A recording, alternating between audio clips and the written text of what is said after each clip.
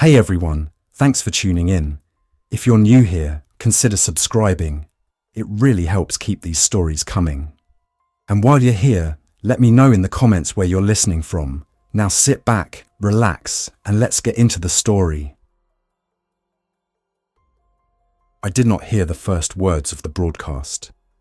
I was on deck, crouched by the starboard rail of the Pacific Wind, with a flashlight in my teeth, trying to see where hydraulic oil was weeping from a line. The wind was pushing the light rain sideways, and every few seconds a swell would lift the 90-foot hull just enough to make my balance feel wrong. I had one gloved hand braced on the steel coaming, the other running along the hose that fed the longline hauler. The Gulf of Alaska had its own way of making you feel small. It was late fall, the kind of night when the sky and sea blended into one dark surface. The only real contrast came from our own deck lights and the glow from the wheelhouse windows above me. I heard the change in the radio first. It was just background noise at that point. A constant static hiss on channel 16 on the bridge overhead. But the tone shifted. The voice got louder, strained, then cut again. The wheelhouse door slid open and slammed shut. A second later, Captain Harding's voice came through the intercom speaker mounted outside. "Ethan, get up here, now!" He didn't sound angry. He sounded controlled and tight, which was worse. "On my way," I said, pulling the flashlight from between my teeth and clipping it back to my vest. I wiped my glove on my rain gear, checked that my life jacket buckle was secure, and headed for the ladder. The Pacific Wind was not a big boat by commercial standards, but when you were moving on a wet, rolling deck in low visibility, every step mattered.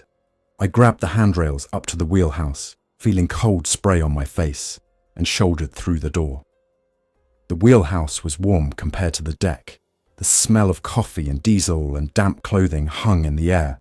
The radar screens glowed green, and the GPS display showed our track line in pale yellow. In front of the main console, Captain Ross Harding stood with his headset around his neck and one hand on the radio mic. First Mate Lena Park leaned over the chart table, her brown hair tied back under a wool cap. Sam Toller, our cook and medic, sat on the bench seat along the aft bulkhead, still in his galley apron, his face unreadable. Mateo Ruiz, the new deckhand, hovered near the back of the wheelhouse, hugging himself against the chill he had brought in from outside. All of them were looking at the radio. "What's going on?" I asked, closing the door behind me.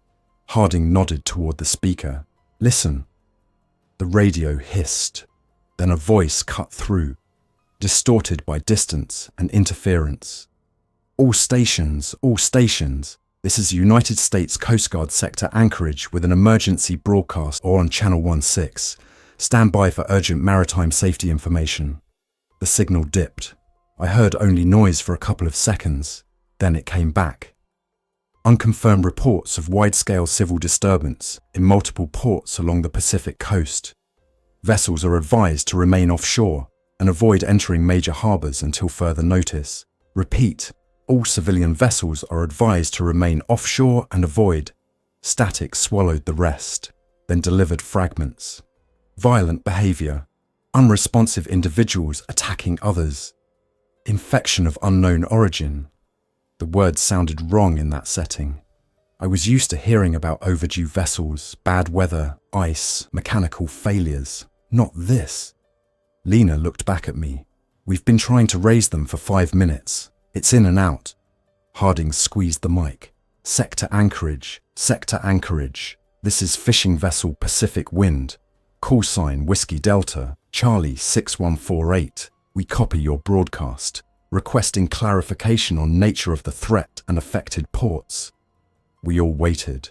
The radio answered with hiss and faint pops. "Nothing." Harding tried again. "Sector Anchorage. This is Pacific Wind on 16. Radio check and clarification. Over." This time, a different voice came through. It was higher, faster. "All coastal communities reporting similar incidents. Infection appears to spread via bites and direct contact with bodily fluids. Individuals previously confirmed dead exhibiting movement. All mariners are advised to treat any such persons as extremely dangerous. Avoid contact. My mind snagged on previously confirmed dead. That was not a phrase that belonged in any normal Coast Guard broadcast. Sam sat forward. That's got to be some kind of mistake. Lena shook her head slowly. They're using standard format. This isn't a joke.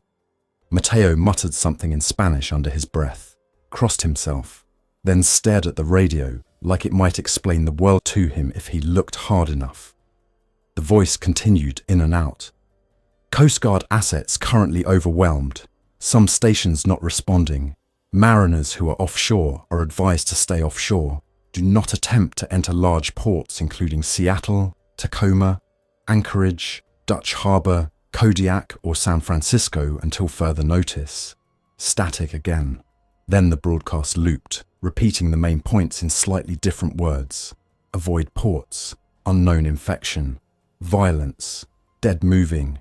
Turn up the AIS, Harding said. I stepped around him to the AIS display. The automatic identification system showed nearby vessels as small icons superimposed on the chart. Each target represented a ship or boat, broadcasting its position, course, and speed. Usually this part of the Gulf was scattered with little triangles, other fishing vessels, a freighter or two, sometimes a tug pushing a barge. Tonight I saw fewer than usual, and the ones that were there had odd data. Look, Lena said, pointing. That one. A target labelled Northern Gale lay about 6 miles off our port bow. The data block said it was making 0 knots. Another one, a little farther out, read only name unavailable, and also drifted. Could be long lining and soaking gear, I said. In this swell? Harding asked quietly. I looked again at the radar overlay. The sea state was rougher than we'd planned, but not extreme. Still, something about those motionless symbols with no course lines bothered me. Engine room status? Harding asked me. Green, I said out of reflex. Mains running at 1800 RPM, temps normal, no alarms. I was checking a small leak on the hauler line when you called. He nodded once. Good. For now we keep steady course and speed. 180 miles to Kodiak. At 10 knots, call it 18 hours. But we are not committing to port until we know what we're heading into. I can try the sat phone, I said. Call my sister. See what's happening in Seattle. Harding looked at me. His eyes were tired but sharp. Do it. Use the off cabin, not up here, and keep it brief. Battery life might matter later. I nodded and left the wheelhouse, feeling the shift from warmth to cold as soon as I stepped back onto the outside walkway. The satellite phone lived in a padded case in my bunk room, along with our emergency beacons and spare batteries. We all knew where it was. In normal times, it was a backup to the radio, something we used to call home when we were out of VHF range. I closed my cabin door, sat on the edge of my bunk, and powered the phone on. The small screen lit up, searching for satellites. It found one, then another, and a signal bar appeared. I scrolled to my sister's number and hit call. The connection clicked. There was a delay, then ringing. Come on, I whispered. My sister, Emily, lived in Seattle. She worked at a small clinic near downtown. We were not close the way some siblings were, but we talked every couple of weeks. She was practical, grounded, not someone given to panic. On the 4th ring, she answered. Ethan. Her voice was breathless, loud, like she had the phone pressed too hard to her ear. There was noise in the background, too many sounds layered over each other. Yeah, I'm here. What's going on? We just heard a Coast Guard broadcast about some kind of infection. It's real, she said immediately. It's not a drill. People are attacking each other. They're not acting like themselves. They get sick, they collapse, then they get back up. And they don't respond. They bite. They scratch. We had one in the clinic. We thought he was dead. He wasn't. She cut off. I heard a crash on her end, like something metal hitting the floor. Someone shouted in the background. A woman screamed high and sharp. I said, my throat tightening. Emily, are you in the clinic right now? Yes. No. I'm in the back office. We locked the door. They're in the hallway. Her breath came fast. The police came, but there were too many. They're telling people to stay inside, but it doesn't matter. It's spreading everywhere. Can you get out? I don't know. We tried going out the back, but the alley is full. Some of them, they don't even look injured. They just move like nothing hurts them. You're still on the boat? Yeah, Gulf of Alaska. We're staying offshore. We're not going into any big port until this settles. It's not going to settle, she said. Not the way this is going. There was banging at her end, heavy blows on a door. Ethan, if I lose you, stay away from cities. Stay away from hospitals. They're the first ones to go. If you find anywhere small, inland, maybe you can... The line went dead. The satellite phone beeped, showing connection lost on the small screen. I stared at it for several seconds, my mind refusing to process what I had just heard. In all the years I had known her, I had never heard Emily sound afraid like that. I tried calling back. The phone showed connecting, then network unavailable. I powered it off to save the battery and sat there listening to the faint creak of the hull. The Pacific wind rode up and down the swells like it always had. The sounds were the same. The world outside the steel seemed unchanged, but my sister's last words hung in my head like a weight. Stay away from cities. I pushed myself up, put the phone back in its case, and headed back to the wheelhouse. When I stepped inside, the atmosphere had tightened. The AIS screen showed the northern gale closer now as we continued on our path. Harding and Lena were both focused on it. Sam was on the bench seat, staring at nothing. Matteo had his elbows on his knees, his hands clasped tightly together. Any luck? Harding asked without taking his eyes off the displays. I got through to my sister once, I said. Seattle is bad. She said clinics and hospitals are overwhelmed. People collapsing and then attacking others. Law enforcement isn't in control. Then I lost the connection. Couldn't get it back. No one cracked a joke. No one said she must be exaggerating. Look at this, Lena said, gesturing at the screen. Northern gale, no course, no speed. AIS data says she's a long liner out of Kodiak, 250 gross tons, and she's just sitting in that swell. Try hailing her, Harding said. Lena took the mic. Northern gale, this is Pacific wind on 1-6. Do you copy? Over. We waited. Nothing. She repeated the call. On the third attempt, we heard something, a faint, muffled sound that could have been a voice or just static. It was impossible to tell.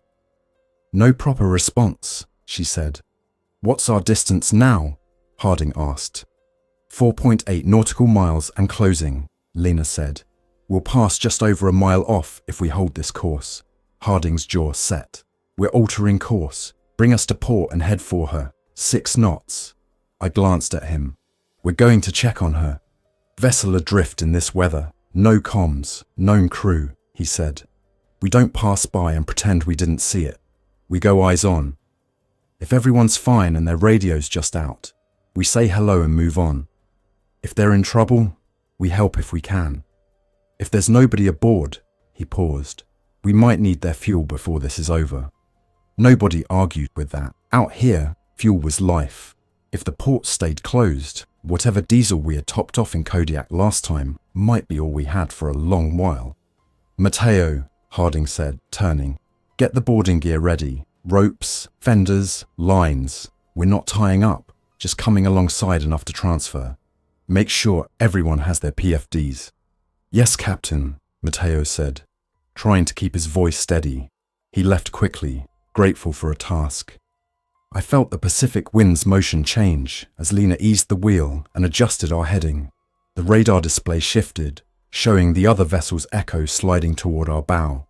Sam, Harding said, get the first aid kit ready, full kit, and masks, gloves, anything we have.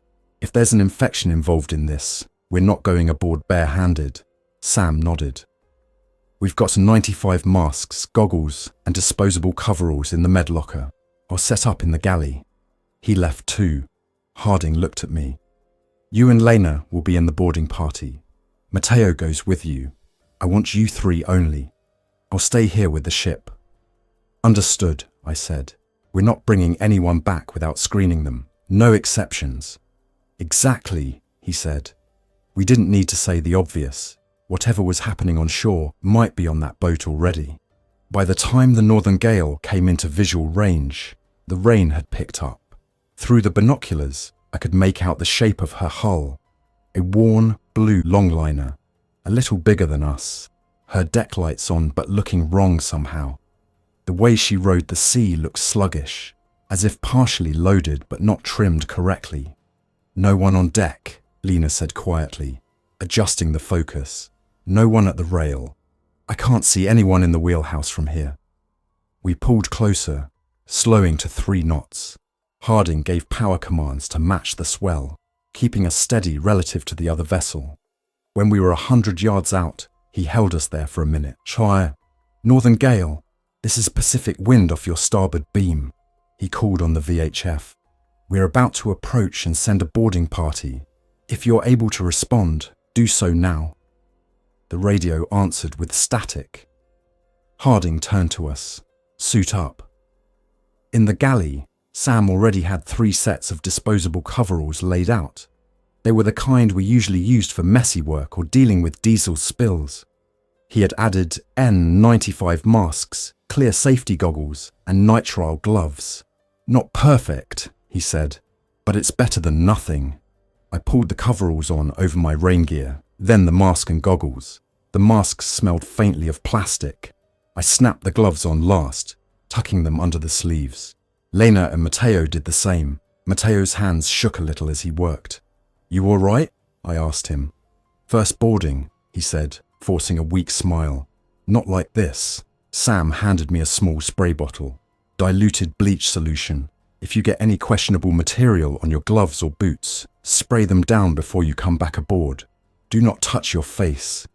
Do not remove your mask until we say so. Got it, I said. We stepped out onto the deck. The northern gale loomed closer now, her white superstructure streaked with rust. Her name was painted on the bow in black letters, with her home port of Kodiak beneath it. Lines ready, Matteo called, his voice muffled by the mask. We eased alongside her starboard side. The hulls bumped gently as we set fenders. I could see the northern gale's deck clearly now. Coiled longline gear, plastic baskets, a few loose items sliding around with the motion of the sea. No people, no movement. Boarding party, go! Harding's voice came from the intercom. We tossed our line and hooked a ladder to her rail. Lena went up first, then me, then Matteo. My boots slid slightly on her wet deck as I climbed over the rail. Pacific wind boarding northern gale, I said into my handheld radio. No visual on crew topside, deck appears intact, no obvious damage. Copy, Harding replied. Proceed with caution. The galley door on the northern gale's deck level stood slightly ajar. A piece of yellow rain gear was caught in it, flapping in the wind.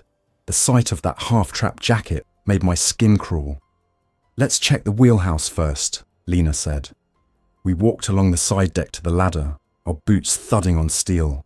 The wheelhouse windows were streaked with salt, but I could see enough of the interior to know it was empty. Wheelhouse is clear, I said into the radio once we were inside. Autopilot is off, throttles are at neutral, compass heading is drifting with the swell, no bodies, no signs of fire. There were 2 coffee mugs on the console, one half full and cold. An open notebook lay on the chart table, a pen across it. Whoever left had done so in a hurry, but not panicked enough to overturn everything. Logbook, Lena said, picking it up. She flipped through the last few entries. Last recorded position is this area. No mention of trouble, just notes on catch and weather. Let's check below, I said. We went down to the galley. The door that had been propped open by the rain gear squealed as I pushed it wide. Inside, the small dining area showed signs of disorder. Chairs pushed back, one knocked over, a plate on the floor with dried stew smeared across it. A coffee pot half empty on the warmer, still plugged in. Smell that? Matteo whispered. I did. Not the usual mix of old cooking oil and fish. Something else. Not quite rot, not quite anything I could name. Just wrong. Stale, thick air. We moved on, clearing cabins one by one, all empty. Some bunks looked slept in, covers half tossed aside. Personal items lay where they had been left. No people. "Engine room," I said finally. "If anyone's working, that's where they'll be." If anyone was left alive, I didn't say. We descended the narrow stairs to the engine space. The deeper we went into the hull, the more the motion of the sea changed. Instead of feeling the roll, you felt the engine's vibration and the muted slam of waves on steel. The Northern Gale's main engine was still running at idle, the steady thump audible through the bulkhead before we even opened the door. That was strange, but not unheard of.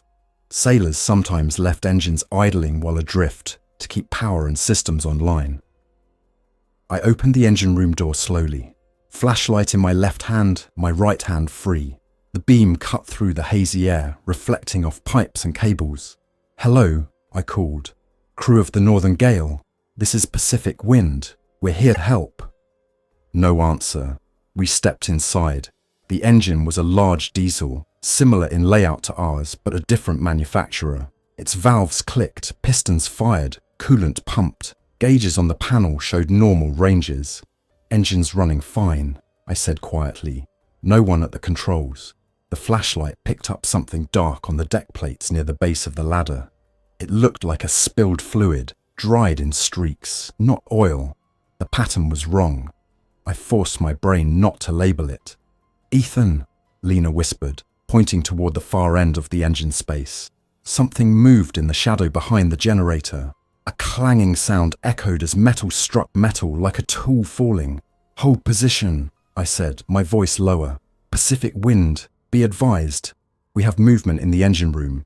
Investigating." "Copy." Harding's voice came back, tight. I stepped forward slowly, flashlight beam steady. The space between the generator and the hull was narrow. A passage where you could walk with shoulders brushing pipes on one side and bulkhead on the other. I could see the edge of a boot sticking out from behind the generator. "Sir?" I called. "You okay back there?" The boot twitched. Then slowly, the rest of the man came into view. He crawled rather than walked. His movements were jerky, uncoordinated, but there was strength behind them. His face emerged into the flashlight beam, and my brain tried to reconcile what I saw with every memory I had of normal, sick or injured people. His skin was pale and mottled, lips cracked. His eyes were open wide but not focusing, as if looking through us at something far away. His coveralls were stained, and his left forearm showed what looked like a deep wound, dried and dark. There was no bandage on it. He made no effort to speak. He didn't ask for help. He just locked onto us and lunged forward, faster than made sense. "Stop!" I shouted, taking a step back. He did not stop. He reached out, fingers clawed, arms straining. His boots slipped on the deck plates, but he kept coming. "Back up!" Lena said sharply, already moving. He slammed into the side of the generator, rebounded, and pushed himself forward again, ignoring the impact as if it did not register. The sound of his breathing was wrong, too shallow, too fast, like an animal panting. Some part of me expected him to say something, to cry out, to show any sign of being aware. He didn't. He was just motion with one clear direction, toward us. "Fall back," I snapped. "Out of the room." We retreated toward the door. Matteo, who had been standing just inside it, fumbled with the latch, fear plain in his movements. The man's fingers brushed my boot. I jerked back, almost losing my balance. The deck rolled beneath me as the swell lifted the hull. "Close it," I shouted. Matteo slammed the door shut. A second later, something hit it from the other side. Once, twice, then again. The heavy thud reverberated through the steel. We stood there in the passageway, breathing hard, listening to the muffled impacts. The engine noise continued, indifferent. "Pacific Wind," I said into the handheld, my voice a little hoarse. "We found one crewman alive in the engine room. He is not responding normally. Aggressive behavior, attempted to attack us. We have sealed the door. No one else found on board yet." "Understood," Harding said. "Return to Pacific Wind. We'll discuss our response from here. What about him? Matteo asked. There was fear and something else in his eyes. Compassion, maybe, or the last remnants of it. We're not equipped to treat whatever that is, I said. And whatever it is, it spreads. You heard the broadcast. He might be hurt, Matteo said. We can't just lock him in there and walk away. He just tried to grab us with everything he had, Lena said quietly. He's not asking for help. He's trying to get to us. If he bites one of us, then whatever happened to him happens to us. And then we're no use to anyone. Another heavy thud hit the door, as if to underline her words. We'll review from our boat, I said. Right now, we leave. We almost made it back without incident. Almost. On our way past the galley, Matteo hesitated. Wait, he said. Listen. I stopped. Over the creaks and hums of the ship, I heard something. A scraping sound, like chair legs dragged across the floor. We had already cleared the galley. The door had been open. Now it was half closed, as if moved from the inside. Leave it, Lena said. We've seen enough. But Matteo was already stepping toward it. Just one look, he said. If there are more. Matteo, I said sharply. We don't. He pushed the door with his gloved hand, just enough to see inside. I saw his posture change, his shoulders tense. What do you see? I asked. He did not answer immediately. He took one step backward, his breath quickening. Close the door, I said. Something slammed into it from the other side with force. The door hit Matteo's arm, and he yanked it back with a sharp cry. The door bounced halfway shut again. A hand and forearm, pale and streaked with dark stains, shot through the gap, fingers clawing. I grabbed the door and shoved it closed with my shoulder, feeling resistance on the other side. The arm in the gap twisted, joints bending at bad angles, but the hand did not release. Help me, I grunted. Lena threw her weight against it too. Together, we forced the door all the way shut. There was a sickening crunching sound from the arm, but the hand still scrabbled, fingers clawing at the steel. Latch it, I yelled. Matteo, face white behind his mask, fumbled for the latch and slammed it down. The hand was trapped, fingers still moving. Spray, I said. He looked at me blankly for a second, then remembered the bleach bottle and sprayed the wrist and hand, eyes wide. The movement slowed, then stopped. Whether that was from the chemical or simply from the unnatural angle, I didn't know. You okay? I asked him. He shook his head, then nodded, then shook it again. My arm. It hit me. Let me see, Lena said. He pulled back his sleeve and stared. The disposable coverall was torn near his wrist. Beneath it, the skin showed a shallow scrape where the door had pinched him. No puncture marks, no bleeding. It's just from the door, he said quickly. Right? It didn't break the glove. Once we're back, we clean it properly, Lena said, her voice steady. Bleach, then soap and water, just in case. He nodded too fast. We left the trapped hand where it was, still wedged in the jam. I forced myself not to look at the fingers as they slowly relaxed. Back aboard the Pacific Wind, we stripped off the coveralls and gloves on deck, turning them inside out and bagging them. Sam met us with bleach solution, and we sprayed our boots and anything else that might have touched a surface over there. In the galley, I told him, there's at least one more like the guy in the engine room. We had to trap an arm in the door. The engine room one is sealed inside. We're not going back, Harding said, standing at the rail, watching the northern gale drift at our side. We've seen enough to know. We could tow them behind us, Matteo said quietly. At least keep them with us. If there are survivors hiding, they've heard us by now, Hardinger said. And they didn't answer calls on the radio, knocks on cabin doors, or footsteps on deck. If they're like the ones you saw, bringing them closer is a risk we can't afford. Sam moved to Matteo and examined his arm more closely under the deck lights. Door scrape, he confirmed. Skin isn't broken. I'll clean it anyway. Bleach, then bandage just to keep it covered and remind you not to touch it. I'm fine, Matteo said. His face didn't look fine. Harding looked from the drifting longliner to us. Rain ran down his lined face, catching in the stubble on his jaw. "We have 3 realities," he said. 1. There is some kind of infection on shore making people attack others. 2. We just saw behavior on that vessel that matches the broadcast. 3. We are currently 180 miles offshore with limited fuel and supplies.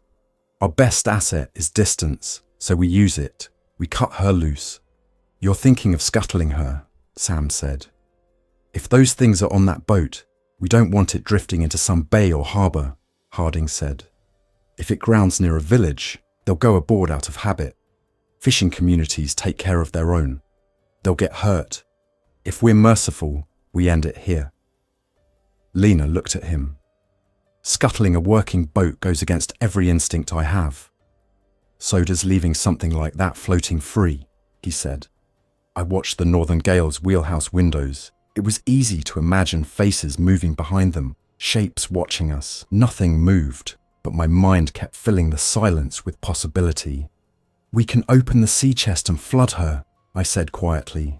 "Or open engine room valves and let water in. It'll take a while, but she'll go down eventually. We won't have to set charges we don't have." "And anyone on board?" Matteo asked. I met his eyes. "You saw them. They're not," I stopped myself. "Not what, exactly? Not alive? Not dead?" The terms I wanted to use felt wrong, or like they carried more weight than I was ready to accept. "They're a danger," I said instead. Harding stared at the northern gale for a long moment, then nodded once, as if deciding something inside himself. "Lena, bring us clear," he said. "We're not boarding her again. Ethan, log what you saw. Ship, crew behavior, everything. The more we document, the better decisions we make later. For now, we put distance between us and that vessel and continue toward Kodiak. But we do not commit to entering port until we have visual confirmation that things are stable enough." "And if they're not?" Sam asked quietly. "Then we stay offshore," Harding said, "for as long as we can."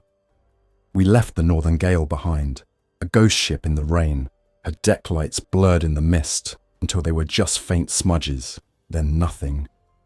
That night, none of us slept well. The swell grew with the approaching storm. The Pacific wind rolled over 20-foot waves, her bow punching through the grey water, with the steady resolve of steel built for exactly this. But even to my accustomed ears, the creaks in the hull sounded different now, like an old house settling in a new way. I stayed in the engine room longer than usual, watching gauges I trusted. Coolant temp, oil pressure, exhaust temperature, fuel levels. The Detroit diesel 16V engine rumbled beneath my boots. A familiar heartbeat in an unfamiliar world. Above my head, the radio crackled at intervals, carrying fragments of a collapsing civilization. Seattle Emergency Services, unable to respond to most calls. Anchorage reporting civil unrest around major medical facilities. Dutch Harbour Master advises all incoming vessels to maintain distance and await further instructions.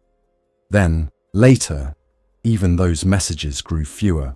We made maybe 50 more miles before the sat phone beeped with an incoming call.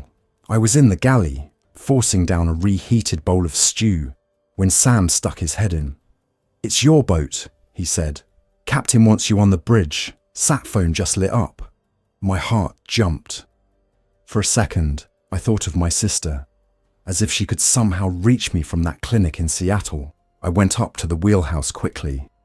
Harding had the satellite phone on speaker. A recorded message was playing, not addressed to us specifically. It was from the Coast Guard again, this time on a channel reserved for long-range communication. Due to the ongoing public safety emergency, multiple ports in Alaska and along the US, West Coast are experiencing service disruptions, the calm recorded voice said. Mariners are advised that standard search and rescue response may be delayed or unavailable. Vessels already at sea are strongly urged to consider remaining offshore in safe waters until conditions on shore stabilize. Do not attempt to enter major harbors without confirmation from local authorities. Repeat. The message looped no new information, just the same advice. Stay away, stay offshore. Safe waters, Lena muttered. If there's no shore to come back to, how safe is it, really? Safer than downtown Anchorage right now, Harding replied. We pushed on.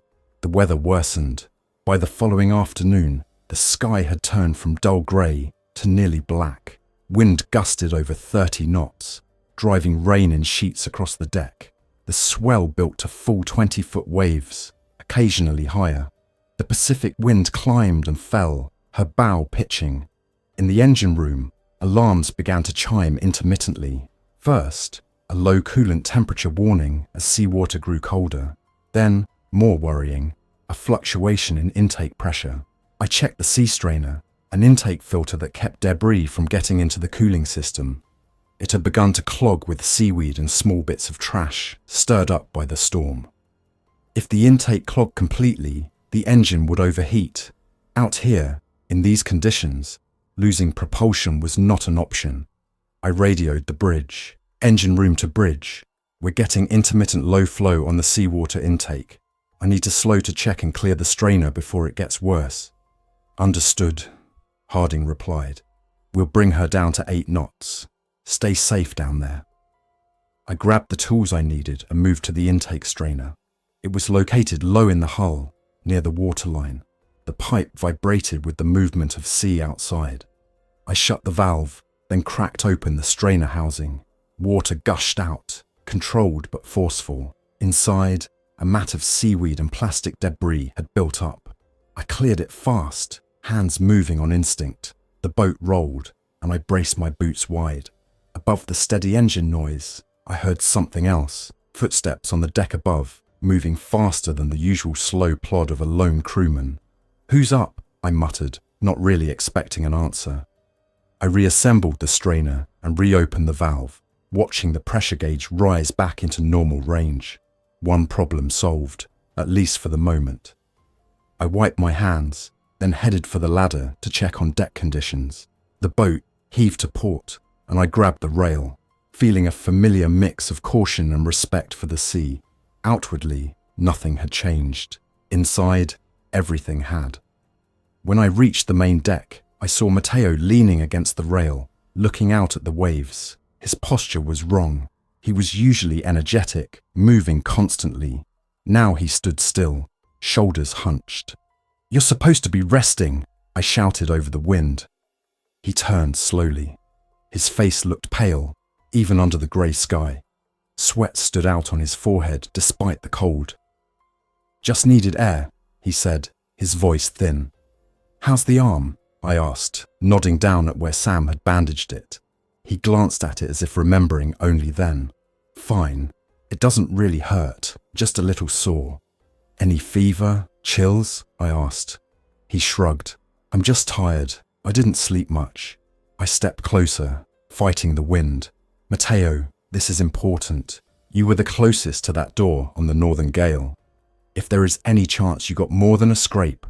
"I said I'm fine," he snapped, a flash of anger in his eyes. It was out of character enough that I took note. "We're not trying to accuse you of anything," I said more gently. "But we don't know how this thing spreads exactly. That broadcast talked about bites and bodily fluids. We don't know about scratches or even proximity. Sam needs to keep an eye on you." He looked past me at the horizon. "What if I'm sick?" he said quietly. "What then?" "Then we deal with it," I said. "We quarantine you. We try to keep it from getting to the rest of us." He gave a short, humorless laugh. "Quarantine? On a 90-foot boat?" "It's still better than not trying," I said. He didn't respond. "Come inside," I said. "You're no good to anyone if you stand out here until you collapse." He nodded vaguely and followed me back toward the companionway. His steps were a little unsteady on the wet deck. By evening, his fever was obvious. Sam took his temperature with a forehead thermometer. 102, he said, frowning. Heart rate elevated. He's sweating and complaining of chills. "I'm okay," Matteo said from the galley bench, teeth chattering slightly. "Just a cold. I get them all the time. I'll be fine. Sam looked at me, then at Harding and Lena, who had come down from the bridge. What do you think? Harding asked quietly. You know what I think, Sam replied. He was exposed to physical contact with that door. The time frame matches what your sister described, Ethan. Rapid onset fever after close exposure, then behavioural changes. We don't know it's the same thing, Lena said. He could have picked up a normal virus before we left port. Sure, Sam said, his tone neutral. He could have. What do you want to do? Harding asked. Sam sighed. We isolate him. We keep him in one cabin only. We limit exposure. Masks and gloves for anyone who enters. Bleach cleaning. And we prepare for him to get worse. Matteo tried to sit up straighter. You're talking about me like I'm already gone. You're not, Sam said firmly. And we're going to treat you like any sick crewman. Fluids, antipyretics, monitoring. But we're also going to be realistic. If you start to show the same behaviour we saw on that other boat, we need to be ready. Which is? Matteo asked, eyes wide now. We restrain you if we have to, Sam said, to keep you from hurting yourself or us. Matteo swallowed. He was 23, far from home, on a boat off Alaska's coast during the end of the world. For the first time since I'd met him, he looked like the kid he was. Will you stay with me? He asked, looking at me and Lena.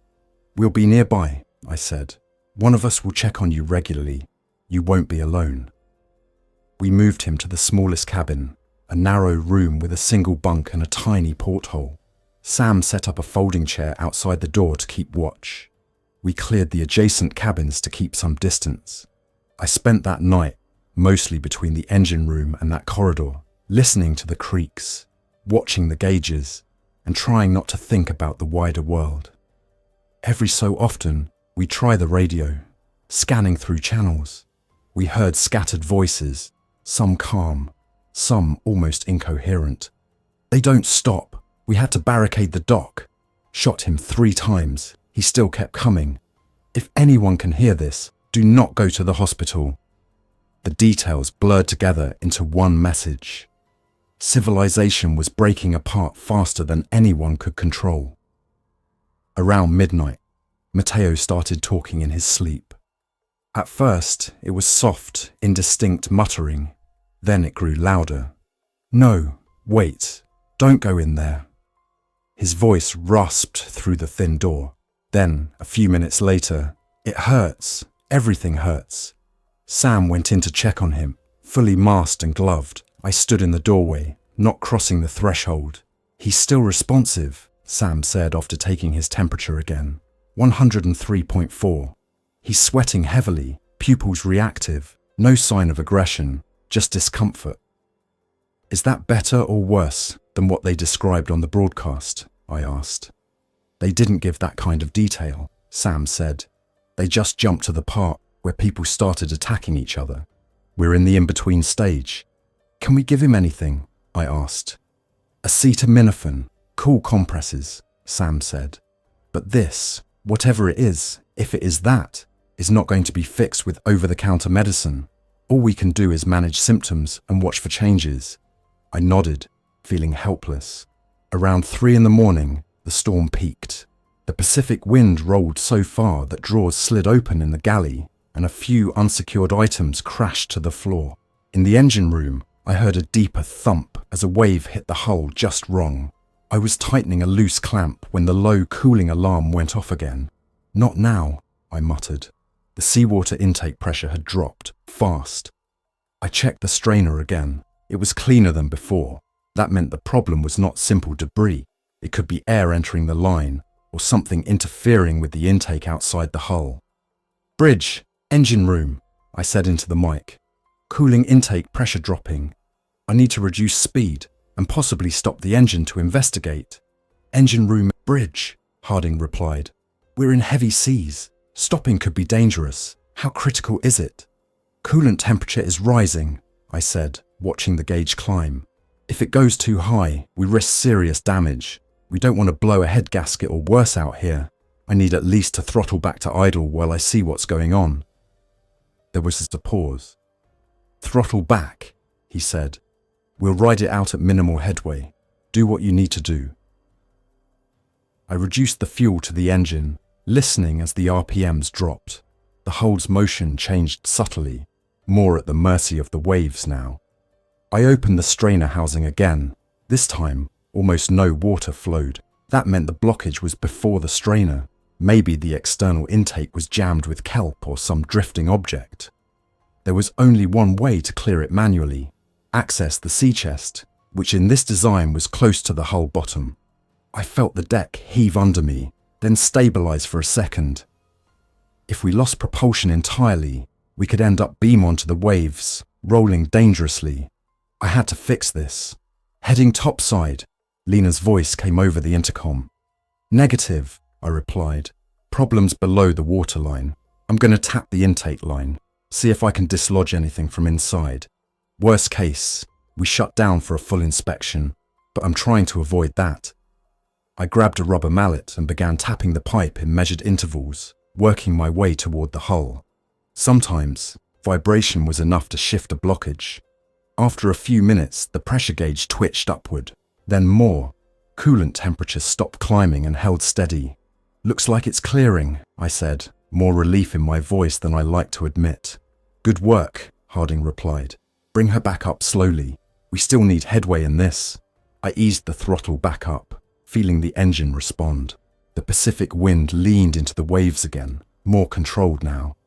Just as I allowed myself a small exhale, the other radio in the engine room, the one tied to the internal network, crackled.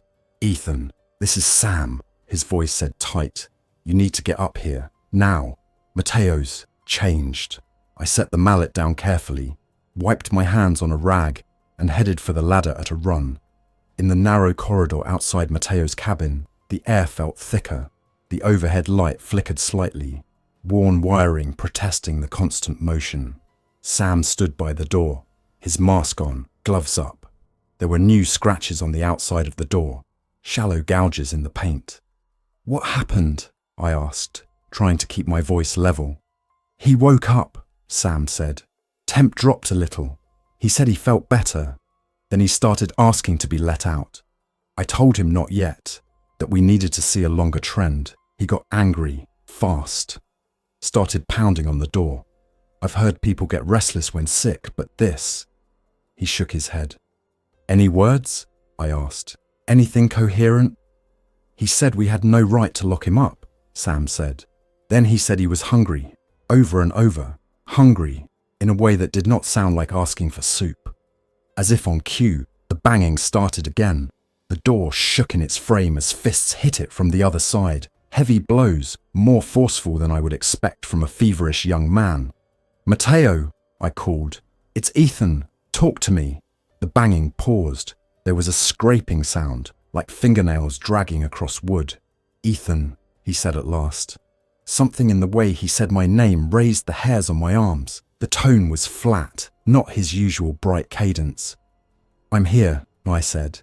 "How are you feeling?" "Hungry," he said simply.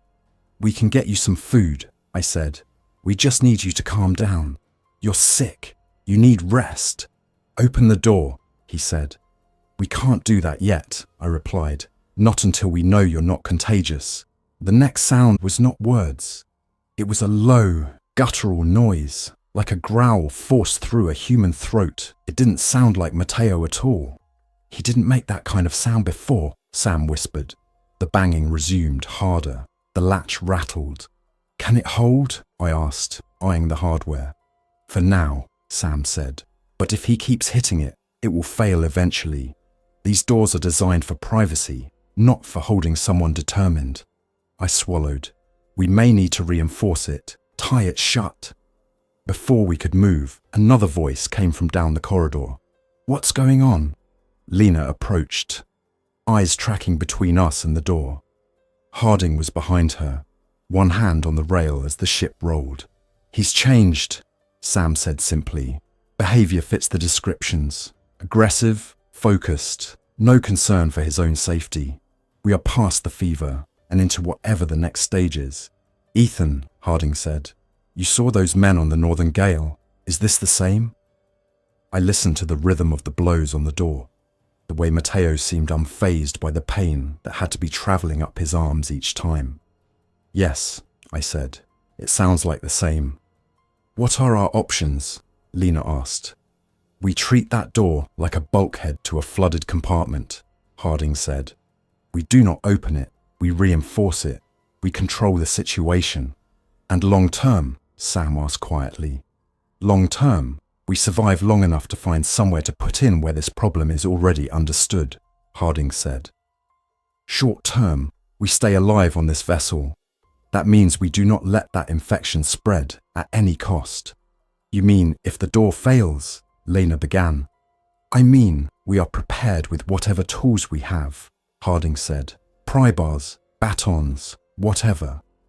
If he breaches, we push him back and secure the room again. We avoid close contact. We do not let him get to us. I thought of the weapons we had on board. We were a fishing vessel, not a warship. We had flares, fire axes, knives. Maybe an old shotgun for bears if we went near shore. I hadn't seen it in months. I'll get the fire axes and some heavy wrenches from the engine room, I said. We can use them as distance tools. We're not going in swinging wildly, but we need more than bare hands. Do it, Harding said. The storm outside continued to rage. Inside, our world narrowed to the length of a corridor and the thickness of one door. I brought the fire axes up and handed one to Lena. I kept a large adjustable wrench for myself. Its weight was reassuring in a simple, practical way. We looped rope around the door handle and tied it off to the opposite rail, doubling the latch. For hours the banging continued, irregular but persistent. At times it quieted, only to start again with renewed force. We rotated shifts watching it, never letting it out of our sight. At some point in the early morning, the banging stopped completely. We waited. Maybe he collapsed, Sam said. The fever could have burned itself out, or... He didn't finish the or. We're not opening that door, Harding said. Not yet, not until we are absolutely sure. We all agreed. We did agree. Intellectually, emotionally was another matter. The storm began to ease by late morning. The wind dropped, and the waves, while still large, lost some of their erratic punch. The sky lightened by a shade.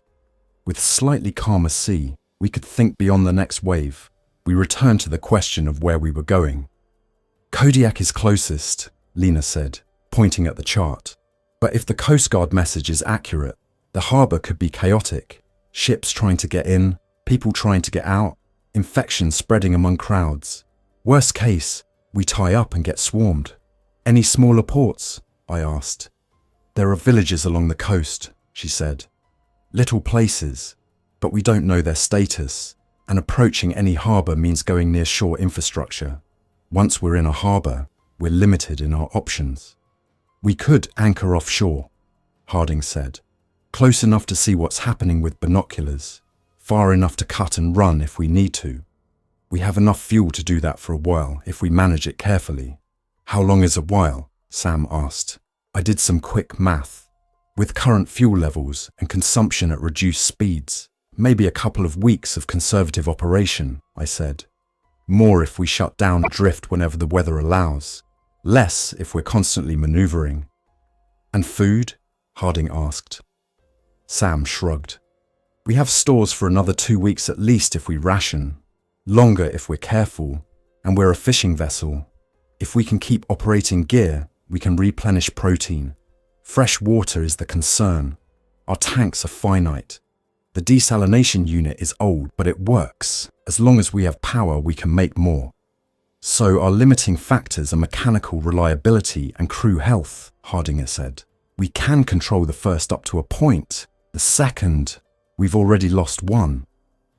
At that moment, I didn't know whether to call Matteo lost. He was behind that door, silent. No food or water had gone in since he changed. We didn't know his status. We need to make a decision, Lena said. Do we head toward Kodiak and recon from a distance, or do we turn away and head for somewhere less populated? Where less populated? Sam asked. Remote coves? Uninhabited islands? We'd be trading unknown infections for unknown supplies. We're already deep in unknowns, I said. My vote is, we go toward Kodiak but stay at least a mile off. We observe.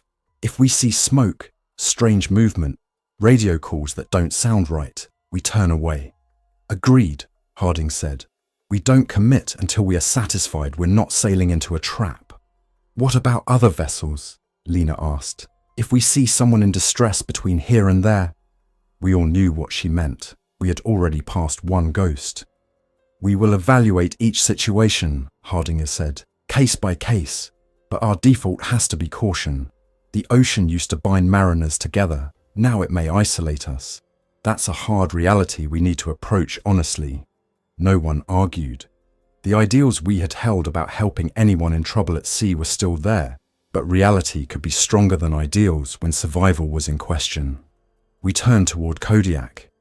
The hours that followed bled together. We maintained watch rotations, monitored the engine, checked the weather, and listened to the radio. The traffic was sparser than I'd ever heard in these waters. Where I expected regular position reports and casual chatter, there was mostly static.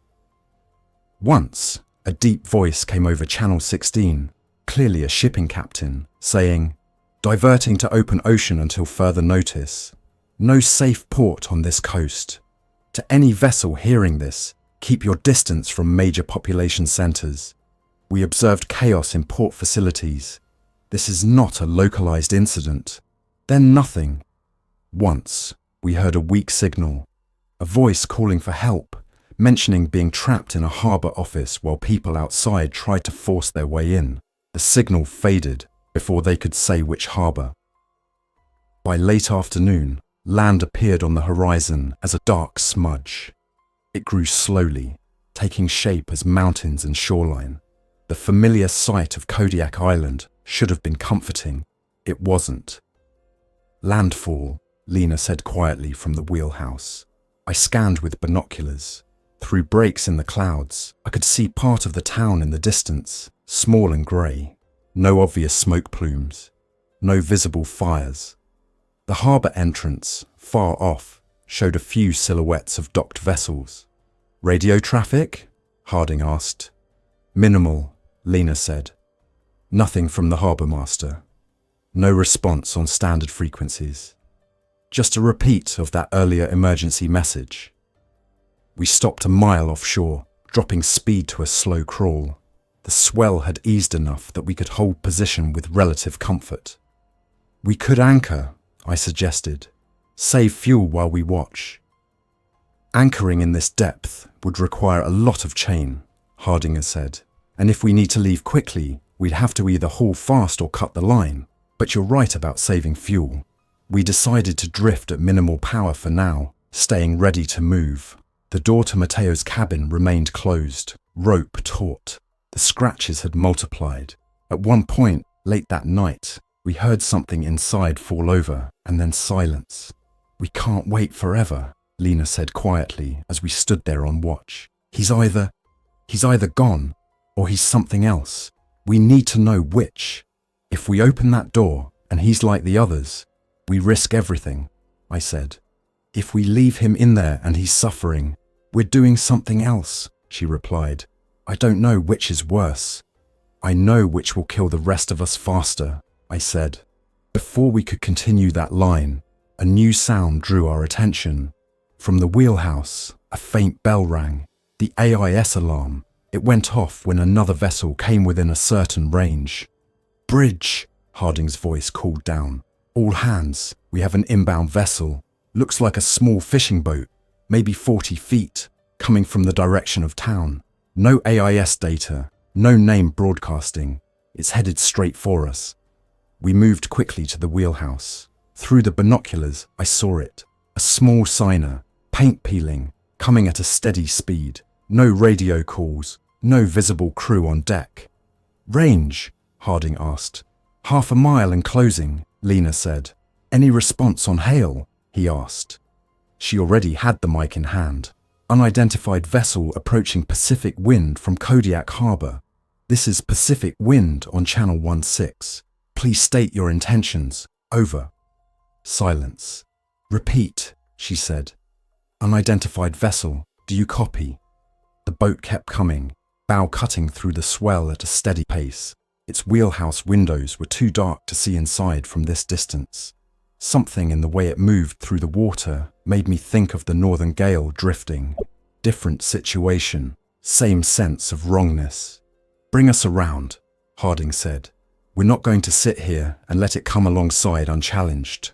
We altered course, increasing speed slightly, putting some distance between us and them while keeping them in sight. They're turning to match, Lena said a minute later, still coming straight for us. They're following, Sam said quietly from the bench. We watched as the small vessel adjusted its heading each time we did. No radio, no signals. At this point, assume hostile intent, Harding said. Whether from infected crew or desperate survivors, we treat it the same. We do not let them come alongside without our consent. What if they try to ram us? I asked. In this sea, with that size of boat, they damage themselves more than us, Harding said. But we don't test it. We maintain separation. He grabbed the wheel himself, adjusting power and heading with the feel of a man who had spent decades on water. The Pacific wind picked up speed, angling away. The smaller vessel persisted, but its engine clearly couldn't match our power. Slowly, the distance increased. When it was a mile astern, the AIS alarm stopped. We watched until it grew small on the horizon, then turned our attention back to land. What if that boat was full of people trying to get away? Sam asked after a few minutes. We hailed them, Harding said. They chose not to answer. Maybe they couldn't, Sam said. Maybe, Harding said. Or maybe they were like the ones we've already seen. Either way, if we let them tie up, we lose control of who gets aboard, and we can't risk that. The ethics of the ocean had shifted. We were in a new world. As night fell over Kodiak, lights flickered on in the town. Some areas were dark, others lit. The harbour had a scattering of lights on masts and dock poles. No obvious explosions or widespread fires. From our distant vantage, it could have been any normal night. But the radio said otherwise. On a local channel, we caught fragments. People in the streets, trying to break into houses. Warehouse locked down. We're running low on supplies. Don't come into town unless you have somewhere safe to go. We held our position, watching. The decision loomed. Go in and join whatever chaos was there, or turn away and commit to running somewhere else entirely. Captain, I said finally, there is another option. He looked at me. Go on. We are near a coastline full of smaller bays and coves, I said. There's a cannery up the road from town, right? One that sometimes uses vessels like ours for offloading. If there are survivors who organise somewhere, that would be a good place. You're suggesting we avoid the main harbour and look for a smaller facility, he said. Yes, I said. A place with its own generators, fuel, maybe a fence perimeter, less population density, more control. If we could link up with a shore-based operation like that, we'd have access to infrastructure and they'd have access to a working vessel with fuel. And if it's overrun? Lena asked. Then we don't tie up, I said. We recon from offshore, like we're doing here. We only commit if we see signs of organised defence, not chaos. It spreads, Sam said quietly. Whatever this thing is, it spreads. And the more people, the faster it spreads. If there is a place where they manage to hold it off, it'll be one with tight controls and fewer people to start with. A cannery or a small dock fits that better than a whole town. Harding stared at the shoreline for a long time. Finally, he nodded. Plot a course along the coast, he said to Lena. Stay at least a mile out, more if the depth requires. We'll move along until we can see the cannery and any activity nearby. At the harbour? She asked. We mark it as a last resort, he said, not our first. As we changed course, leaving the harbour lights farther behind, I glanced once more at the dark shape of the town. Somewhere in there, people were making decisions like ours in their own limited worlds. Who to trust, where to go, What line to draw between helping and surviving? On our boat, the line had already been drawn at one door. We passed Matteo's cabin again on our way down. The rope was still taut across the handle. The scratches on the door now reached higher, as if he had been reaching up in his pounding. There were smears where his hands had slid. We should check if he's still there, Lena said softly. Talk, not open, I agreed. Matteo, I called, standing a few feet back. It's Ethan. We're moving along the coast. We're close to land now. Silence. Can you hear me? I asked. Still nothing. No breathing through the door. No shifting. The room might have been empty. Sam? I asked. He stepped forward, putting his ear to the door carefully, as if avoiding contact with the surface itself would help. After a minute, he straightened. I don't hear breathing, he said. But that doesn't mean much. Sound can be deceptive through these doors. Even if he stopped breathing, Lena said. That's not the end, is it? According to what we've seen. No, Sam said. If this follows the pattern described, the fever phase ends, then there's a period of apparent death, then reanimation. We might be in that window, or past it, or completely wrong. We have no baseline. Either way, we don't open that door without better preparation than we have now, I said. If there's a settlement ahead, if we can find people who have dealt with this longer, maybe they have protocols. Maybe they'll tell us exactly how far away from that door we should be. And if they don't? Lena asked. Then we keep doing what we've been doing, I said. We keep the infection on the other side of steel whenever possible. We maintain the engine. We manage fuel. We buy time. She nodded slowly. On the Pacific Wind, time had become a resource as precious as diesel. Every hour we stayed afloat and uninfected was one more chance that somewhere on shore, someone would figure out a way to live with this new reality. As the boat pushed through the cold water along Alaska's coast, I felt the weight of the wrench in my hand and the weight of decisions in my chest. We were still only 6 people on a steel hull in a dark sea. The world had gotten larger and smaller at the same time. We had distance, we had a working engine, we had a sealed door with a person we knew on the other side, and we had silence on Channel 16, where there used to be voices. I went back to the engine room and checked the gauges, listening to the steady rumble of the Detroit diesel like a heartbeat. As long as that sound continued, we had a chance to decide our own path, even in a world where the dead could get up and walk again. Thanks for listening. If you enjoyed this story, don't forget to like and subscribe. Your support keeps these creepypastas coming. Until next time, stay alert, stay safe, and never ignore the feeling that something is watching.